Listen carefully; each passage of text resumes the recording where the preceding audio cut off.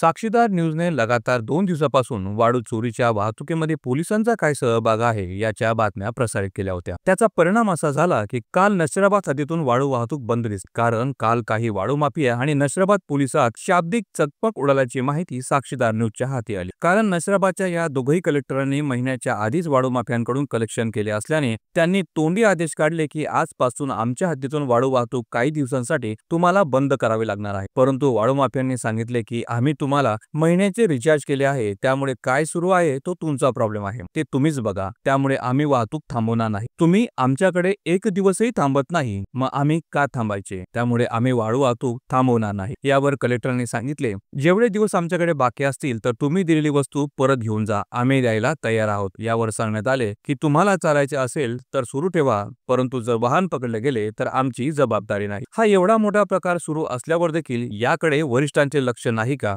एकट्या वाळूच्या माध्यमातून जर का 6 लाखाच्या वर रक्कम जमा होत असेल तर याला जबाबदार हे दोघेच का, असे देखील नागरिकांचे म्हणणे आहे। जर का तुम्ही आमच्या चॅनलवर नवीन असाल तर आजच आमचे चॅनल सबस्क्राईब करा, बेल आयकॉनवर क्लिक करा आणि लाईक आणि शेअर करायला विसरू नका। पुढील भागात बघा, नशिराबाद पोलीस रिचार्ज करायला 2 दिवस उशीर झाला तरी सहन करतात, परंतु तालुका पोलीस तर सकाळची संध्याकाळ झाली तरी सहन करत नाही, ते लगेचच पोलीस गाडी घेऊन वाहन जमा करतात। किती आहे तालुका पोलीस स्टेशनला वाळूचे कलेक्टर, ट्रॅक्टर, डंपर, 10 चक्का, किनी हे चालवण्यासाठी काय असेल महिन्याचा दर? सुनील बोळेसह साक्षीदार न्यूज, जळगाव।